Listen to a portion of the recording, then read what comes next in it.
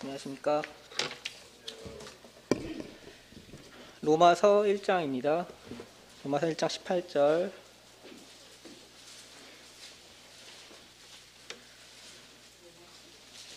로마서 1장 18절부터 23절까지 먼저 읽어드리겠습니다.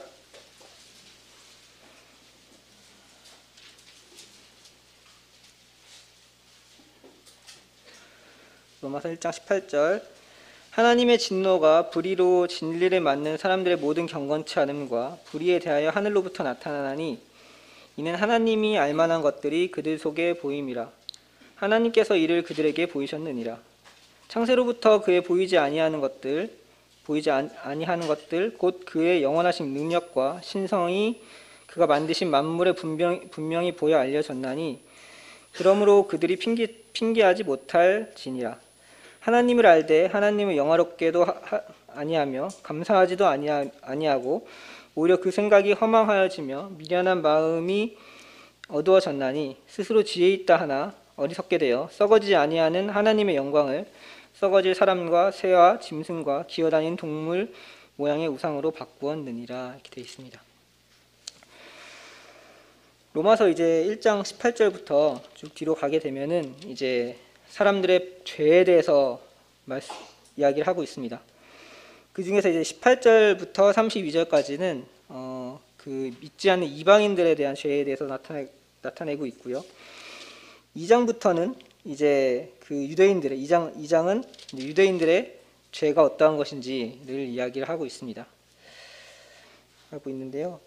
그 18절에 보면 이렇게 되어 있습니다. 하나님의 진노가 불의로 진리를 막는 모든 경건치 않음과 불의에 대하여 하늘로부터 나타나니, 근데 하나님의 진노가 있다라고 얘기를 하고 있습니다.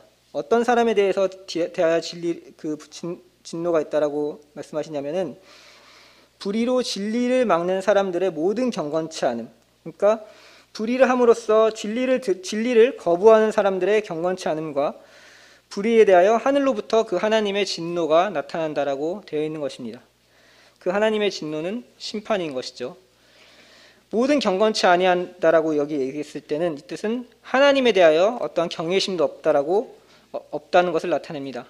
그리고 이 불의에 대하여 하늘로부터 나타난다고 했을 때 이 불의는 하나님 앞에 의롭지 못함을 나타내고 있다라고 생각하시면 될 것 같습니다. 그래서 하나님에 대해서 경외함이 없는 사람과 또 하나님 앞에 의롭지 못한 사람들에게 하나님께서는 그들 앞에 진노를 나타낸다라고 하십니다.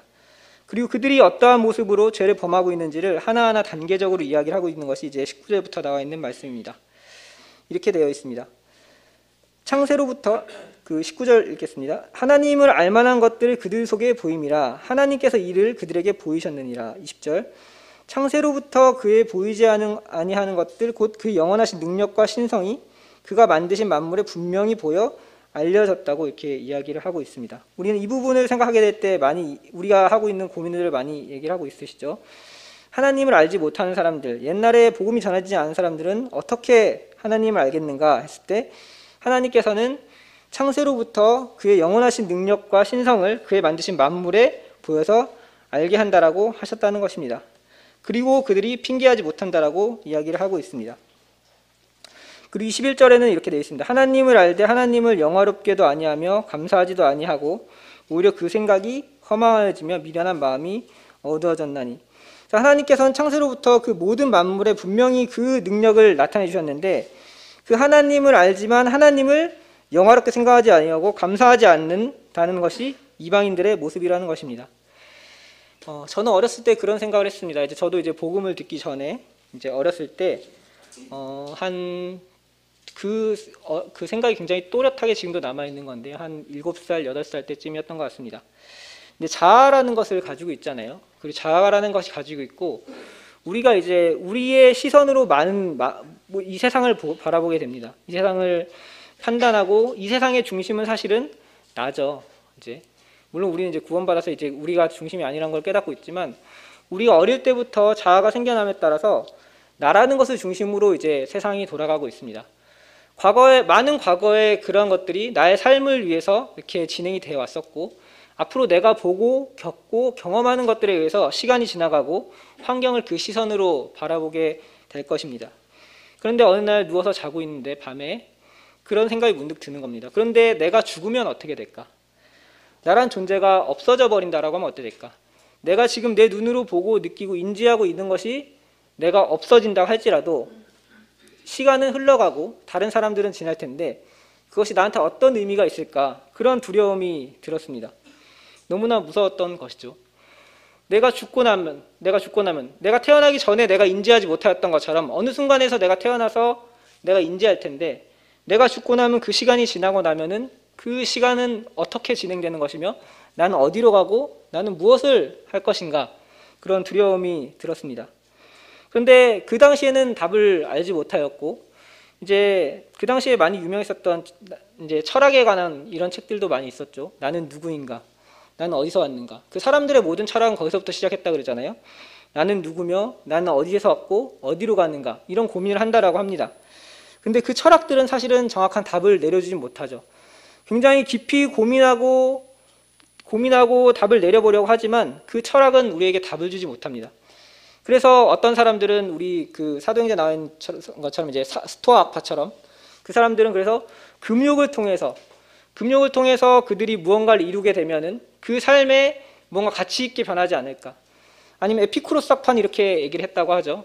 욕망에 따라서 내가 하고 싶은 대로 하고 사는 것이 내가 살아난 삶에 대한 의미가 있다라고 얘기한다라고 그런 철학들은 인도한다고 하지만 사실은 그들의 탄생과 죽음에 대해서는 아무런 답을 주지 못합니다.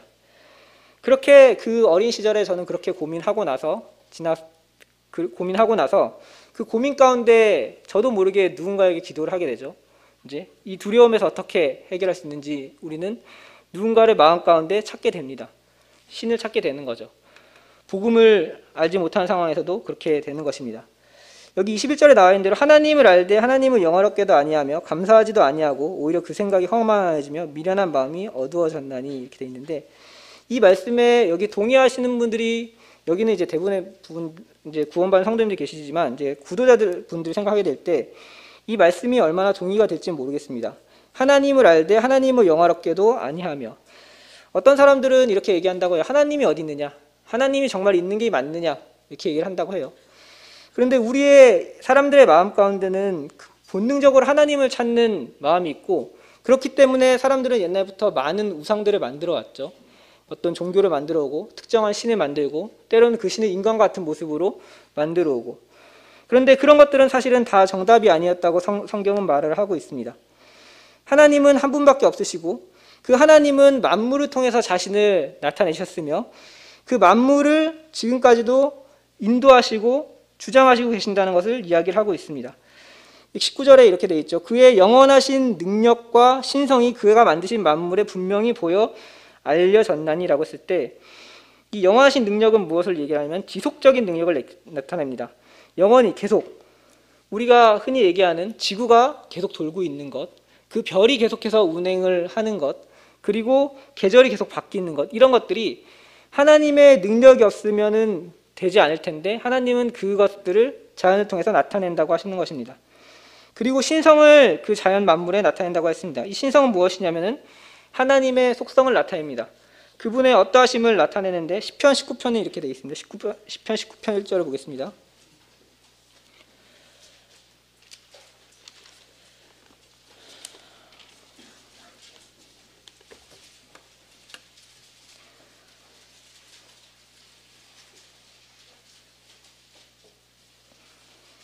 편 1절 하늘이 하나님의 영광을 선포하고 궁창이 그의 손으로 하신 일을 나타내는도다. 그래서 하늘이 하나님의 어떤 영광과 그 하늘의 아름다움과 우리가 보통 영광을 바라볼 때 그 아름다운 빛이 퍼져나가는 모습을 상상하지 않습니까? 그래서 영광이라는 모습을 바라보게 될 때 어떤 사람에게 있어서 영광을 바라볼 때도 그것은 하늘에서 나타내는 그 모습으로 우리가 많이 형상화시키긴 하죠. 그리고 궁창이 그의 손으로 하신 일을 나타낸다고 할 때 그 하늘이 도저히 우연히는 나타내지 못할 그런 것들을 나타낸다라는 부분을 이제 시편에서는 이야기를 하고 있습니다. 그래서 이제 그런 부분들을 하나님께서 나타낸다고 얘기를 하고 있습니다. 로마서 다시 한번 와보겠습니다. 그래서 이제 사실 제가 이제 로마서 이제 요 18절부터 32절까지를 좀 묵상을 하면서 이 부분은 이제 우리가 많이 알고 있는 부분인데 어떻게 하면 우리에게 좀 교훈이 될까 어떻게 하면 이런 것들이 좀 성도님들한테 유익이 될까 좀 고민하다가 계속 좀 제 주저했었는데 한번 조금 같이 생각해 보면 좋겠습니다. 21절부터 23절을 한번 보겠습니다. 하나님을 알되 하나님을 영화롭게도 아니하며 감사하지도 아니하고 오히려 그 생각이 허망하여지며 미련한 마음이 어두워졌나니 스스로 지혜 있다나 어리석게 되어 썩어지지 아니한 하나님의 영광을 썩어질 사람과 새와 짐승과 기어다닌 동물의 모양의 우상으로 바꾸었느니라.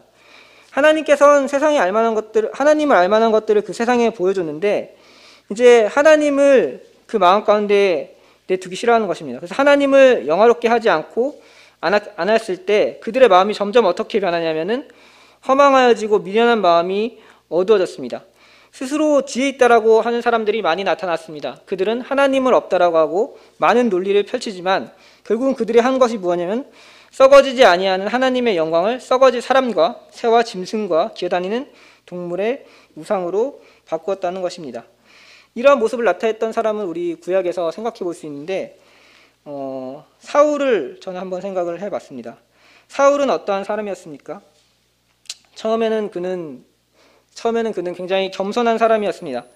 자신이 그 왕으로서 그 세움을 받지 못할 겸손한 사람이었지만 그가 사무엘 전쟁에서 블레셋과의 전쟁에서 사무엘을 기다리지 못하고 번제를 드릴 때부터 그는 타락하기 시작을 했습니다.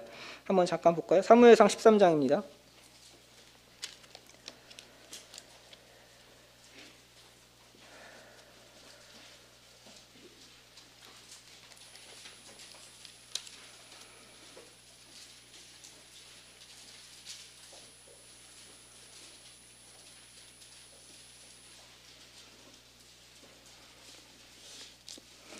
(13장) 8절입니다.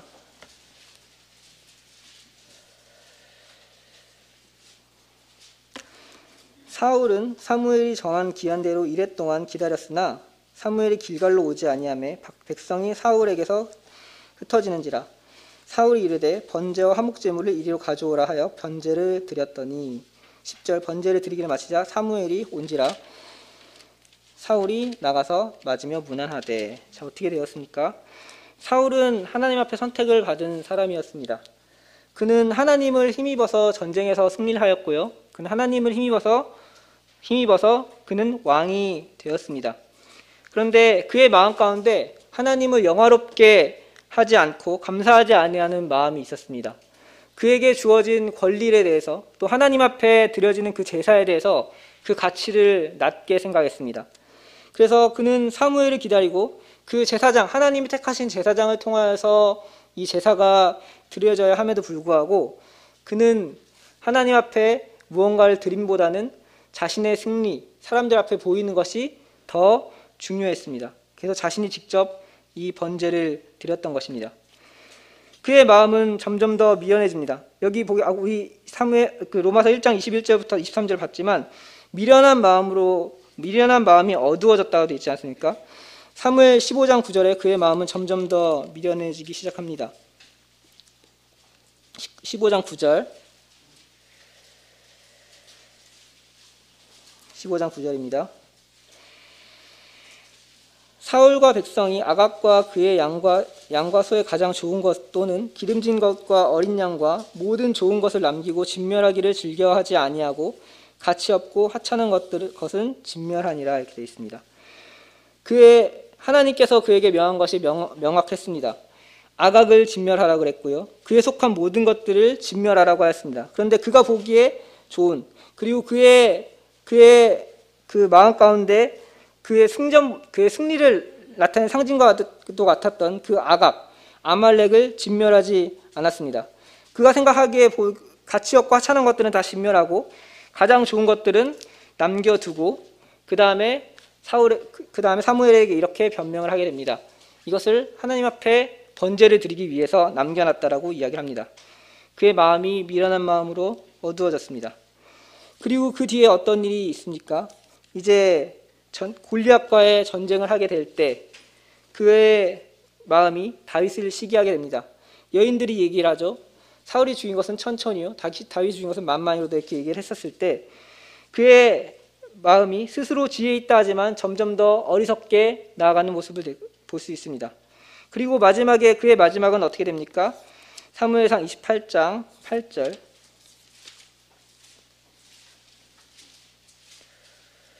하나님의 영광의 가치를 낮추게 됩니다. 8절.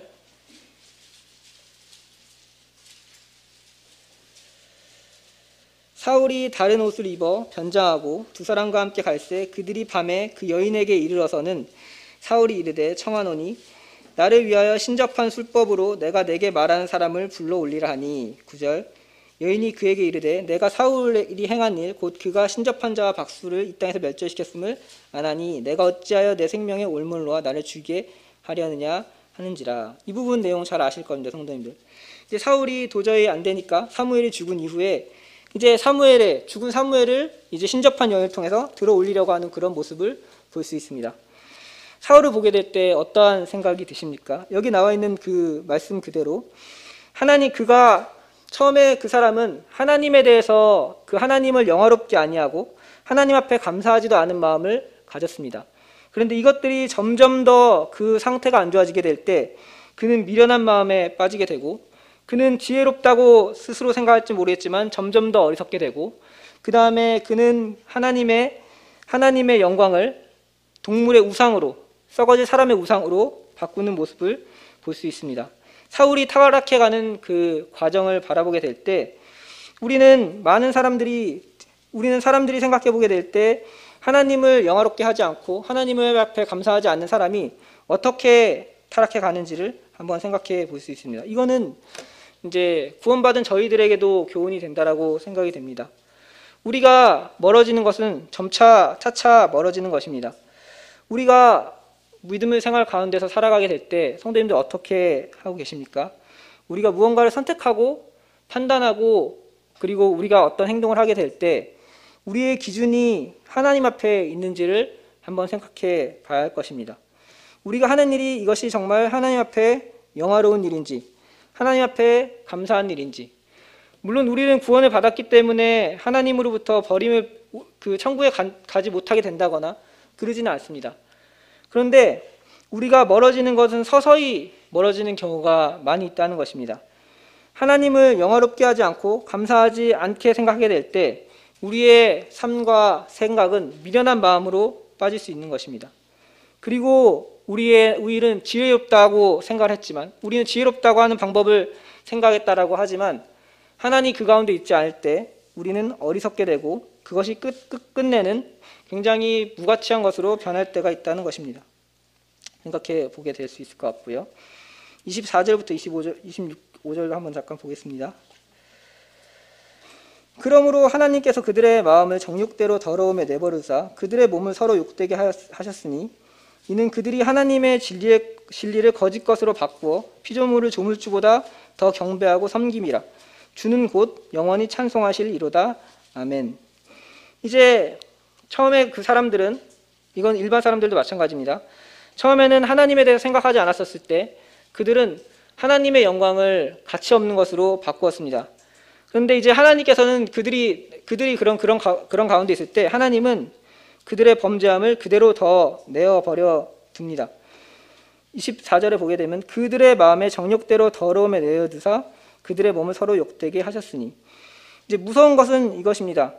처음에는 하나님께서 그들에게 경고를 하시고 많은 것들을 보여주시지만 하나님께서는 이제 그들이 범죄를 하게 될 때 그들을 그대로 내어버려 두십니다. 26절에도 똑같은 표현이 있는데 이렇게 되어 있습니다. 이 때문에 하나님께서 그들을 부끄러운 욕심에 내어버려 두셨으니. 그리고 28절에도 이런 표현이 있습니다. 또한 그들의 마음에 하나님 두기를 싫어하며 하나님께서 그들을 상실한 마음대로 내어버려 두사 상실한 마음대로 내버려 두사 이렇게 되어 있습니다. 그래서 그들을 하나님께서는 점점 내어버려 두시는 것입니다. 하나님께서는 그들을 하나님의 영광을 알게 할 수 있도록 복음을 전하시고 그들에게 하나님의 영광을 알 수 있는 많은 것들을 준비를 하셨지만 이제 그들이 더욱더 범죄한 가운데 나아가게 될 때 하나님은 그들을 내어버려 두셨습니다. 이것은 구원받지 않은 사람에게도 마찬가지고 우리 구원받은 사람도 사실은 주의해야 할 일입니다. 구원받지 않은 사람들은 사실 더욱더 죄악 가운데 나타나게 되죠. 근래 우리가 겪고 있는 이 사회를 보게 되면 그렇게 점점 더 되어가고 있는 것을 볼 수 있습니다. 과거에는 음행에 대해서, 그 다음에 성적인 것에 대해서 굉장히 경계하는 마음이 많이 있었습니다. 그런데 요즘 세상에는 어떻게 됐습니까? 남녀가 결혼하지 않는 가운데서 음행을 하는 것에 대해서 굉장히 자연스럽게 받아들이는 사회가 되어가고 있습니다. 하나님께서 내어버려 두시는 것입니다. 그들을 그냥 그대로 두시는 것입니다. 지금 저희 회사 가운데서도 제가 주변의 사람들을 보게 될 때 이것을 전혀 부끄럽다라고 생각하는 사람들은 많지 않습니다. 당연한 것이라고 생각하고 있습니다. 그런데 하나님께서는 이것을 범죄라고 말씀하시고 이런 가운데 빠졌을 때 그들을 어떻게 두셨냐? 그들에게 경고하고 그들에게 설득하고 그들을 돌이키는 것이 아니라 그대로 내어버려 두셨습니다. 그들의 몸에 서로 욕되게 내어버렸습니다. 25절에 그들이 하나님의 진리의 것을 거짓 것으로 바꾸어 피조물을 조물주보다 더 경배하고 섬김이라. 주는 곧 영원히 찬송하시리로다. 아멘. 사도 바울은 이것을 보게 될 때 그의 시선은 어떠한 것이었습니까? 그들은 진리의 것을 거짓 것으로 바꾼다라고 얘기를 하고 있는 것입니다. 피조물을 조물주보다 더 섬긴다라고 이야기를 하고 있는 것입니다. 하지만 그 가운데 사도 바울은 뭘 얘기를 하냐면 더 경배하고 주는 곧 영원히 찬송하시리다 이시로다 아멘 하면서 사도 바울은 영원히 하나님을 높이고 있는 것입니다. 그들은 진리의 것을 거짓 것으로 바꾸고 있습니다. 그들의 범죄하는 것을 그들이 당연한 것처럼 자연스러운 것처럼 가리우고 있습니다. 그리고 이제 피조물을 조물주보다 더 경배하고 섬긴다라고 했을 때 저는 돈이 생각났습니다. 그들은 돈을 위하여서는 모든 것을 다 할 수 있는 사람으로 이 세대는 바뀌어져 가고 있습니다. 돈을 위해서는 모든 걸 다 팔 수 있습니다. 자신의 부끄러움도 팔 수 있고요. 자신의 가족까지도 팔 수 있는 그런 사회가 점점 더 되어가고 있습니다. 이게 과거라고 하면 아마 조금 다른 관점이겠죠. 아마 우상이나 우리 구약 성경에 보게 되면 많은 우상들이 있지 않습니까? 이세벨이 섬겼던 우상이나 아니면 헛된 것들을 얘기하고 있는데 지금 같은 시기에 그리고 지금같이 무신론자들이 판치는 시대에서 그들은 무신론자라고 자신을 지칭을 하지만 사실은 그들의 마음 가운데 섬기는 것은 돈인 것입니다. 그 돈을 하나님보다 더 섬기고 가치 있는 것으로 생각을 하게 되는 것입니다. 그런데 돈은 무엇입니까? 우리가 생각하게 될 때 돈은 사실은 처음부터 있었던 것은 아닙니다. 성경에는 돈을 일마다하게 뿌리라고 얘기를 하고 있죠. 이 돈은 사람들이 물물거래를 하게 될 때 이것을 더욱더 편리하게 하기 위해서 어떠한 화폐로서 물건을 대신하기 위해서 편리하기 위해서 만들어진 것이 돈입니다. 그리고 금이 때로는 그 역할을 대신하기도 했었죠. 근데 요즘 같은 자본주의와 같은 시대에는 이 돈이라는 것이 눈으로 보이지 않는 전산으로 왔다 갔다 하면서 셀 수 없을 정도로 높아지게 되고 그 돈이 사람들 위에 군림하면서 사람들을 다스리게 됩니다. 그래서 이 자본주의에서는 돈을 가진 사람이 가장 힘이 세지고 그 사람들이 그 위에서 군림하게 되고 그 사람들은 더욱더 돈을 많이 벌어들이는 방법을 알게 되니까 밑에 있는 사람들은 그 위로서 치고 올라가지 못하고 하는 그런 사회가 점점 더 되어가고 있죠. 그리고 그들을 세뇌시킵니다. 너희들이 무능력하기 때문에 그렇게 살아야 되는 것이야. 너희가 점점 더 노력을 해야 되는 것이야. 이렇게 그들에게 세뇌시킵니다. 그들의 마음은 어떻게 됩니까? 바빠지고 이 돈을 벌고 내가 노력하지 않는구나 라고 하지만 사실은 이미 세상은 돈에 의해서 지배되고 있고 그 돈은 사람을 점점 더 노예화 시켜가고 있는 세상이 돼가고 있습니다. 그러니까 우리가 거기에 더욱더 매달릴 수밖에 없는 것이죠. 그런데 사실 하나님은 그렇게 인간들을 창조하지 않으셨습니다. 하나님께서는 그 돈, 생명보다 사람들이 귀중하다고 생각하는 그 돈을 하실 때 우리 주님은 생명에 대해서 얘기를 하고 계시는 것입니다. 그 뒤에 한 번 더 좀 더 보겠습니다. 26절. 이 때문에 하나님께서 그들을 부끄러운 욕심에 내어 부르셨으니 곧 그들의 여자들도 순리대로 쓸 것을 바꾸어 영리로 쓰며 그와 같이 남자들도 순리대로 여자 쓰기를 버리고 서로 향하여 음욕이 불붙듯 하며 남자가 남자와 더불어 부끄러운 일을 행하며 그들의 그릇 때문에 상당한 보험을 보응을 그들 자신이 받았느니라. 이제 아까 24절부터 25절까지는 어떤 일을 얘기했냐면 그들이 정욕에 휩싸였던 부분을 이야기를 하고 있었습니다. 그 성적인 부도덕, 그들에게 금기시됐던 것을 그들이 이제 범죄를 했다라고 하면은 이제는 자연스러운 순리를 거스려서 더욱더 불합리한 것들을, 그러니까 부자연스러운 것들을 이제 정상이라고 얘기하는 지경까지 나오게 되었습니다. 남자가 남자와 더불어 부끄러운 일을 행하며 그들의 그릇 때문에 상당한 보응을 그들 자신이 받았다라고 되어 있습니다. 요즘 세상은 어떻게 이야기를 하고 있습니까? 요 근래 세상은 동성애에 대해서 그것을 차별하는 사람들을 나쁘다라고 이야기를 하고 있습니다. 그들의 자유라고 이야기를 하고 있습니다. 그들의 권리를 우리가 박탈한다고 이야기를 하고 있습니다. 그런데 우리가 창세기부터 쭉 읽어봤었을 때 동성애에 관해서 하나님이 얼마나 심판을 했습니까? 소돔과 고모라를 바라보게 될 때 그 동성애에 대해서 우리 하나님께서는 혐오하시고 그들을 심판하셨던 것을 볼 수 있습니다. 그런데 이제 하나님께서는 지금 이 세상 가운데서 보게 될 때도 동성애가 만연하고 있는 사회 가운데 하나님께서 어떻게 두신다고 되었습니까? 그들을 부끄러운 욕심에 내어버려 두셨으니 이렇게 되고 있습니다. 이 세상이 지금 어느 방향으로 가고 있는지 생각이 되십니까? 아까 18절 처음에 우리 보게 될 때 이렇게 되어 있었잖아요.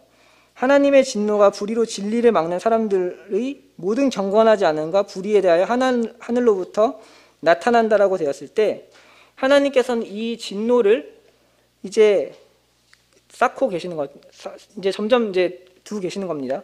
그런데 이 세상의 흐름은 사람들이 점점 더 정욕적으로 바뀌어가고 이제 순리를 영리로 바꿔가는 것으로 점점 더 흘러가고 있습니다. 이 세상이 마치 얼마 남지 않은 것처럼 보입니다. 이제 이런 것들을 하나님께서는 이제 그들을 돌이키시고 그들을 이렇게 품에 안으시려고 하는 것이 아니라 내버려 두는 것입니다. 소돔과 고모라 때를 생각해 보시기 바랍니다. 그들이 이 범죄하고 그들이 그 동성을 했었을 때 하나님께서는 그들을 보지 못하고 그들을 진멸 가운데 두셨습니다. 그들이 진멸하는 것을 보았을 때 주변의 많은 사람들이 또는 우리 그것을 보는 성경을 보는 많은 사람들이 그것을 보고 어떤 생각이 들었겠습니까? 아, 저렇게 하나님의 뜻에 거슬게 됐을 때는 심판을 받겠구나 생각할 수 있는데 지금 이 시기는 어떻습니까? 이런 것들을 그냥 내버려 두시는 겁니다. 그냥 그들이 그냥 그렇게 하도록 점점 더 타락해 가도록. 그들의 시작은 어떠한 것이었냐면은 하나님을 알지만 하나님을 영화롭게도 안 하고 감사하지도 않게부터 시작했는데 그들이 점점 더 시작하더니 점점 더 심해지더니 우상을 섬기게 되고 그들이 성적으로 타락하게 되고 그리고 그들이 하나님의 이 동성애나 이런 것들 하나님이 자연적으로 창조해 놓으신 것들을 거부하고 그것에서 옳다고 하고 하는 것들에 대해서 점점 더 놓아두는 것입니다. 하나님께서 이것을 어떻게 생각을 하십니까? 언젠가는 이것에 대해서 심판하시는데 그때 그 모형이 소돔과 고모라의 모형이 아니겠습니까? 불로써 우리 주님 물로써 우리 하나님 물로써 더 이상 심판하지 않는다고 하셨는데 소돔과 고모라가 유황불로 타듯이 이 세상을 불로써 심판하실 때가 올 것이라는 것입니다. 28절도 한번 좀 보겠습니다.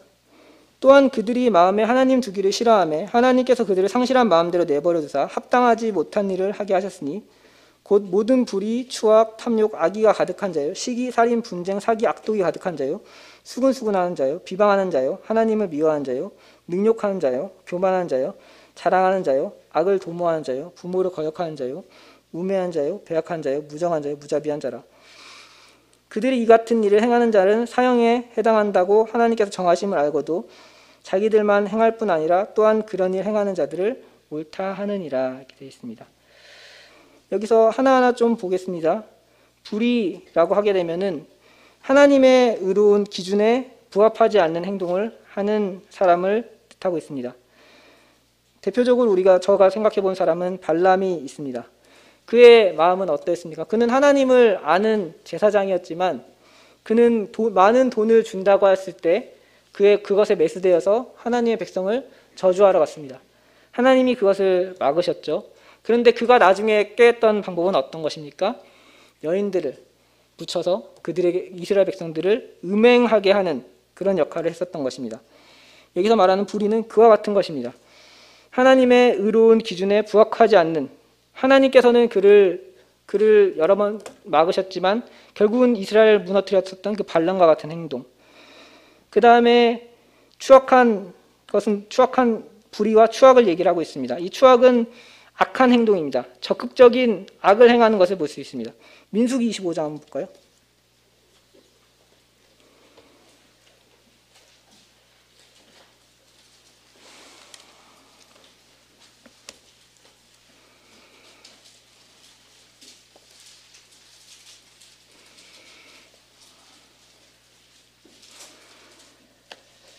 민수기 25장 6절입니다. 이제 위에 이제 발람의 내용이랑 비슷하게 연결되는 부분인데요. 이스라엘 자손의 온 회중이 회막문에서 울 때 이스라엘 자손의 한 사람이 모세와 온 회중의 눈앞에 미디안의 한 여인을 데리고 그의 형제에게로 온지라. 7절 제사장 아론의 손자 엘리야사의 아들 비느하스가 보고 회중 가운데 일어나 손에 창을 들고. 8절 그 이스라엘 남자를 따라 그의 막사에 들어가 이스라엘 남자와 그 여인의 배를 꿰뚫어서 두 사람을 죽이니 연병이 이스라엘 자손에게서 그쳤노라. 이렇게 되어 있습니다. 14절에 보면 이렇게 되어 있습니다. 죽임을 당한 남자는 그 시므리니 살루의 아들이요 시므온인의 조상 가문 중에 한 지도자이며 이렇게 되어 있습니다. 이 남자는 그 시므온 지파에서 지도자인 사람이었습니다. 그런데 그가 어떤 일을 행하였습니까? 그 회중 가운데 회막 가운데 울고 있는데 그는 한 여인을 모함 여인을 데리고 와서 그와 함께 관계를 하려고 하고 있었죠. 이와 같은 악한 행동. 그 옆에서는 이스라엘 백성들이 울부짖고 있는데 그는 그것을 신경 쓰지 않고 여전히 악한 행동을 하는 그와 같은 사람이 이제 그와 같은 악한 행동을 한 이 시므리와 같은 사람이 바로 한 행동이 바로 추악입니다. 우리가 교회 가운데 있을 때 우리는 똑같이 이 교회에서 때로는 어떤 슬픔 가운데 있고 때로는 과거에 있었던 어떤 그 특히나 우리 교회가 좀 슬픈 일이지만 음행 가운데 이제 많은 그런 그 우리가 아픔이 있었지 않습니까? 근데 그런 많은 행동들을 보았음에도 불구하고 또 그런 것들이 우리의 교훈이 되었음에도 불구하고 그것을 동일하게 행한다던가 그것을 크게 문제 있지 않다라고 생각하던가 이런 것들이 참 아픈 일, 마음이 아픈 일이죠. 그 다음에 탐욕을 얘기를 하고 있습니다. 로마서 2장 29절에 오게 되면은 탐욕을 생각하면 우리가 대표적인 사람이 아간이 있을 겁니다. 이 아간은 가나안 전쟁 중에서 이제 그가 하나님의 영적인 정령 가운데 그 시내산의 외투를 탐하였던 그와 같은 사람. 그 영적인 일에 이 물질적인 욕심을 더함으로써 그 백성들을 슬픔 가운데 빠지게 했었던 이와 같은 일이 바로 탐욕입니다. 그리고 악이라고 하게 되면은 남에게 해를 끼치는 마음입니다. 우리 다리오 왕 때 다니엘이 그 다리오 왕의 그 사랑을 받고 총애를 받으니까 어떻게 했습니까? 그때 총리와 고관들이 다니엘을 함정강에 빠뜨리게 되죠. 그의 기도하는 것을 가지고 그리고 사자굴에 그를 던지게 하는 모습이 있습니다. 이런 것들이 이제 악의를 생각해 볼 수 있습니다. 그리고 시기를 생각해 볼 수 있고요. 살인을 생각해 볼 수 있습니다. 이 살인은 우리 생각해 보게 될 때 우리아를 죽인 다윗이 했었던 행동이 바로 이 살인이죠. 그리고 분쟁, 사기 이런 것들이 하나하나 우리에게 성경에서는 다 교훈을 주고 있습니다.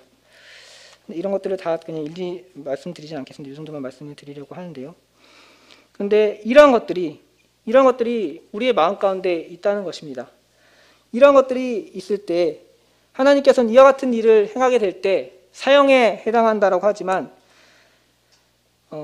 세상 사람들은 이러한 것들을 행하는 자들을 옳다고 하거나 그것을 그냥 내어버려 둔다는 것입니다. 그래서 하나님께서는 이러한 진노를 내버려 두고 그 진노가 불이 막는 진노를 쌓아놓고 이제 그들에게 그냥 내어버려 두는 것입니다. 그래서 형제님들 자매님들 이제 두 가지를 생각해 볼 수 있을 것 같습니다. 첫 번째는 이제 우리 믿지 않는 사람들을 믿지 않는 분들 구도하시는 분들 많이 있을 텐데 이제 하나님을 대해서 어떻게 생각을 하십니까? 하나님에 대해서 복음은 계속해서 전파가 되고 있습니다. 그런데 나의 마음이 어두워진다고 했었을 때, 나의 마음이 세상 가운데 점점 더 간다고 했었을 때 하나님께서는 그 가운데 진노를 내리실 것입니다. 그 두 번째, 성도님들에 대해서 생각을 해보시기 바랍니다. 성도님들이 한번 생각해 보시기 바랍니다. 우리가 아까도 잠시 말씀을 드렸지만 우리가 살아가게 될 때 하나님을 우리는 잘 알고 있습니다. 그리고 하나님을 위하여 산다라고 우리는 구원을 받고 침례를 받을 때 처음에 이야기를 하였습니다. 그런데 우리의 삶이 정말 하나님을 영화롭게 하는 삶인지 감사한 삶인지 저는 이 말씀을 보게 될 때 굉장히 좀 고민을 많이 하였습니다. 21절, 하나님을 알되 하나님을 영화롭게도 아니하며 감사하지도 아니하고 오히려 그 생각이 허망하여지며 미련한 마음이 어두워졌나니. 이것이 시작입니다. 여기서부터 이제 시작돼가지고 쭉 뒤에 부분을 내버려 두게 될 때 점점 타락하여가는 모습을 아까 사울을 통해서 제가 말씀을 잠시 교제를 드렸습니다. 점점 타락해서 결국 사울의 마지막은 그는 비참하게 죽음을 맞이하게 됩니다. 그 신접한 여인을 찾아가서 도움을 구하지만 오히려 모욕을 받고 이제 그가 절망한 가운데 전쟁 가운데 그는 패배해서 죽게 됩니다. 우리 그리스도인들의 삶은 어떠한 삶이 되어야 하겠습니까? 우리는 지금은 조금은 이 정도는 괜찮겠지, 이 정도는 잠시 괜찮겠지라고 생각하고 있지만 그것이 점점 타락하게 되면 사울의 마음처럼 되는 것입니다. 야고보서 잠시 보겠습니다.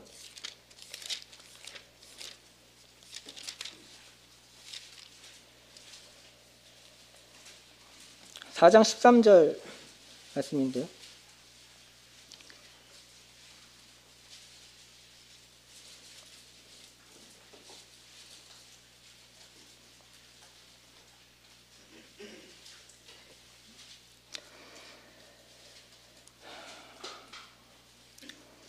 들으라. 야고보서 4장 13절입니다. 들으라. 너희 중에 말하기를 오늘이나 내일이나 우리가 어떤 도시에 가서 거기서 1년을 머물며 장사하여 이익을 보리라 하는 자들아. 14절. 내일 일을 너희가 알지 못하는도다. 너희 생명이 무엇이냐? 너희는 잠깐 보이다가 없어지는 안개니라. 15절. 너희가 도리어 말하기를 주의 뜻이면 우리가 살기도 하고 이것이나 저것을 하리라 할 것이거늘 이제도 너희가 허탄한 자랑을 하니 그러한 자랑은 다 악한 것이라. 17절. 그러므로 사람이 선을 행할 줄 알고도 행하지 아니하면 죄니라. 여기서 이 부분을 보게 될 때 어떤 부분이 생각나게 됩니까? 저는 이 부분과 오늘 이제 저희가 오후에 교제할 출애굽기의 모세의 삶을 같이 생각해 보았습니다. 모세가 이제 그가 그 애굽의 사람을 쳐 죽였을 때에 그 히브리서에서는 그에게 이렇게 얘기를 하게 됩니다. 히브리서에서는 그가 바로 공주의 딸의 그 칭함을 거절하고 그 다음에 그 백성과 함께하기를 원했다라고 이야기를 하면서 그의 믿음에 대해서 이야기를 하고 있습니다. 혹자는 이렇게 얘기를 할 수도 있습니다. 그가 선택을 하였을 때 오히려 그가 권력을 잡은 상태에서 높은 권력이 있는 상태에서 그가 오히려 그 히브리 백성들에게 유익을 주는 방향으로 가면 어땠을까 이야기를 하게 됩니다. 그런데 하나님께서 그 모세에 대해서 그 믿음을 얘기하게 될 때 그는 바로 공주의 아들이라 칭함을 거절하였다라고 했을 때 그것을 믿음이라고 했을 때 그는 선택에 있는 상황 가운데 그는 하나님을 택한 것입니다. 그 순간에 하나님을 택한 것입니다. 그는 계산적으로 이런 것들을 따지고 이렇게 하지 않았습니다. 내가 이후에 어떻게 되면 어떻게 계산해보고 이렇게 되면 나중에 더 유익이 되지 않을까 이렇게 계산하는 것이 아니라 그가 선택을 해야 될 때 그는 그의 마음 가운데 당연히 하나님을 선택하고 나아간 것입니다. 그리고 그 이후에 그는 사실은 고난을 받게 되죠. 그 애굽에서 쫓겨나게 되고 그 다음에 40년의 생활을 양을 치는 생활을 왕자에서 양치기로 이제 떨어지게 된 것입니다. 그런데 그 모든 과정이 어떤 과정이었습니까? 하나님께서 그를 자라게 하는 과정이었고 그에게 배우게 하는 과정이었죠. 그 양들을 치게 하는 그 과정 가운데 그는 많은 것들을 배우게 된다는 것입니다. 여기 야고보서 우리 4장 13절 읽었지만 우리에게도 동일하게 선택의 기로가 있습니다. 우리가 잠시 나가서 지금 주님을 선택하는 것이 아니라 잠시 지금 저쪽에 가서 돈을 좀 벌어서 그것을 더욱더 해서 하나님 앞에 드리게 되면은 그게 유익하지 않을까라고 우리가 생각할 수 있습니다. 그런데 그 길은 어떤 길이냐면은 아까 우리가 로마서 1장 22절 읽은 것처럼 하나님을 영화롭게 생각하지 않고 감사하게 생각하지 않은 그 길에 한 발을 들인 것입니다. 우리가 조금 있다 나중에는 조금 더 잘해야지라고 하는 그 생각이 아니라 지금 하나님께서 선택의 기로를 주셨을 때 우리는 믿음을 나타낼 필요가 있습니다. 모세가 그래 하였던 것처럼요. 근데 우리가 잘못된 길에 발을 한 발짝 내디디게 된다라고 하면은 그 길 가운데서 우리는 점점 더 타락하는 길로 갈 수 있다는 것입니다. 잘못된 길에서 그 돌아오게 될 때는 얼마나 많은 시간이 걸립니까? 우리 주님을 잃어버렸을 때 주님의 부모님들이 이제 떨어진 건 며칠이었지만 그분을 찾아서 갔을 때 3일 길을 다시 돌아갔어야 했습니다. 우리는 타락한 길에서 그것을 돌아가기 위해서는 그 갑절의 시간이 필요할 수도 있습니다. 근데 하나님께서는 지금 당장 믿음의 선택을 하기를 원하시는 것이죠. 그래서 모세는 그렇게 선택을 했고 그는 비록 그 고난의 기간이 길었지만 또 그 백성들도 고난의 기간이 길었지만 그 모든 계획은 그 괴로운 시간 가운데 이것을 어떻게 참느냐 하지만 그 괴로운 모든 시간 가운데서 사실은 하나님께서는 그 계획을 하나하나 실현하고 있었다는 것입니다. 이 로마서 1장 18절부터 이 32절에 나와 있는 내용도 마찬가지라고 볼 수 있을 것입니다. 이것은 믿지 않는 사람들에게도 교훈이 되는 말씀이고요. 그 다음에 우리 믿는 사람에게도 교훈이 되는 말씀입니다. 믿지 않는 사람들에게는 시간이 얼마 남지 않았다는 것을 그들에게 이야기를 하고 있습니다. 시대가 이렇게 악하여 작아가고 있다는 것을 사도 바울은 알고 이야기를 한 것입니다. 조금 있으면 우리 주님께서 성도들은 불러서 저 하늘로 데려갈 것이고 하나님의 진노가 이제 하늘로부터 나타날 때가 멀지 않았다는 것입니다. 우리 성도들에게는 어떤 교훈이 되는 것입니까? 이것은 우리가 잠시 하나님을 떠나고 우리의 마음이 지금 하나님에 대해 충실하지 않을 때 그것은 점점 더 안 좋은 방향으로 갈 수 있다는 것을 얘기를 하고 있습니다.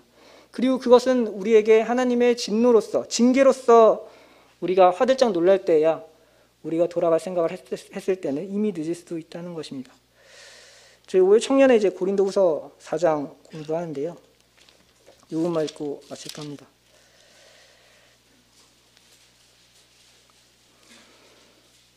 (5장이거든요)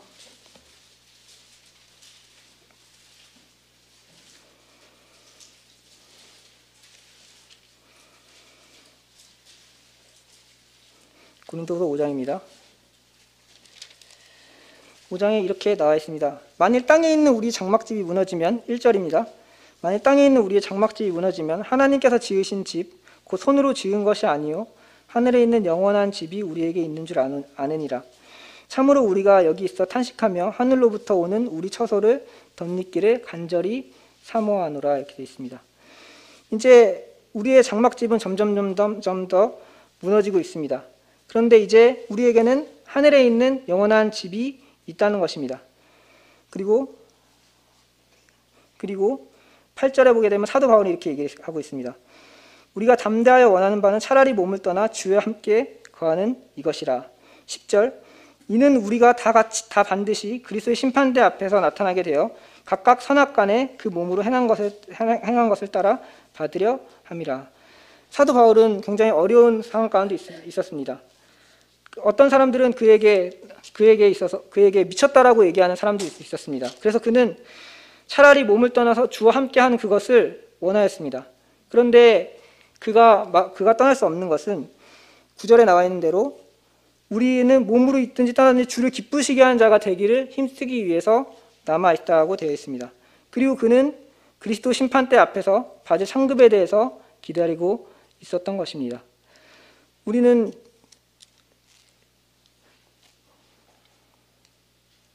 15절 보겠습니다. 14절, 15절 오늘 많이 감사도 드렸었는데요.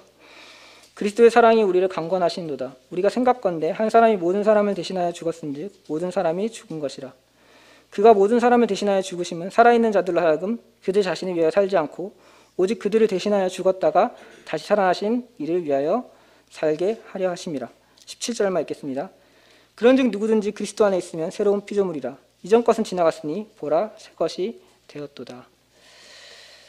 서론으로 돌아가서요. 제가 어렸을 때에 그 두려움에 대해서 말씀을 드렸지 않습니까? 어렸을 때 나는 죽으면 어디로 갈 것인가? 나는 죽으면 어떻게 될 것인가? 이렇게 말씀을 드렸잖아요. 구원받지 않는 분들 아마 제가 주변에 친구들하고 얘기해봐도 이제 그런 경험은 다들 대부분 하셨더라고요.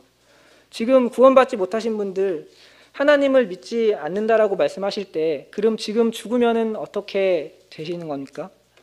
그리고 제가 나라는 자아가 완전히 없어지고 이 세상 가운데 소멸됐었을 때 그 두려움에 대해서 어떻게 거기에 대해서 답변하실 수 있겠습니까? 저는 성경을 통해서 그 답변을 찾았습니다. 고린도후서 5장을 읽었지만 이제 저희는 소망이 있는 것입니다. 우리의 장막집이 무너질지라도 이 장막집은 여기 있는 육신을 얘기를 하게 됩니다. 이 육신이 무너질지라도 우리에게는 영원한 집이 있습니다. 이 육신을 대신할 영원한 우리의 몸이 저 하늘에 예비해 돼 있다는 것입니다. 나는 죽어서 소멸되는 것이 아니라 나의 자아가 없어지는 것이 아니라 이제 하늘을 향하여 소망을 가지고 살아갈 수 있는 것이 되었습니다. 그리고 때로는 우리가 연약할 때가 있지만 그 로마서에 나와 있는 것처럼 점점점 내가 때로는 하나님에 대하여 그 삶에 영화롭지 못하고 하였을 때 그것을 돌아볼 수 있도록 다시 돌이킬 수 있도록 우리는 생각하고 있는 것입니다. 그런데 구원받지 않으신 분들 생각해 보시기 바랍니다. 어디로 가실 것입니까? 그리고 저는 그게 더 두려운지 아니면 성경에 나와 있는 그 지옥에 대해서 생각할 때 더 두려우신지 잘 모르겠습니다. 성경에서는 굳어지기도 죽지 않는 그 불목 가운데 타서 죽는다라고 되어 있습니다. 우리가 이 로마서 1장 18절부터 읽었지만 세상은 옛날보다 더욱더 타락해 가고 있습니다. 의롭지 않은 것을 더욱더 옳다고 하는 사람들이 많이 있고 그 배경 가운데는 자본주의와 돈이 더욱더 우리를 옥죄고 있습니다. 돈이 있는 사람은 무전유죄라고 하잖아요. 돈 있는 사람은 죄가 있어도 심판을 받지 않고 돈이 없는 사람은 죄가 없어도 또 벌을 받고 하는 그런 시기가 돼가고 있습니다. 하나님께서 이것을 보고 언제까지 참으셔야겠습니까? 이것이 만연할 때 이제 하나님이 오실 그때에 그들은 당연히 심판을 받아야겠죠. 그 범죄한 사람들은. 누가 심판을 하겠습니까? 하나님이 심판을 하신다는 것입니다. 그리고 구원받은 저희들 생각해 보게 될 때 하나님이 오실 날이 멀지 않았습니다. 저도 사실 잘 못하고 있어서 이런 말씀 드리긴 부끄럽지만 하나님이 우리의 행동 하나하나를 다 보실 것입니다. 그런데 우리의 삶이 점점 더 나락으로 가고 있지 않는지 한번 생각해 보시기 바랍니다. 저도 좀 구성이 좀 하지 않았지만 조금이라도 성도님 앞에 교훈이 됐기를 원합니다.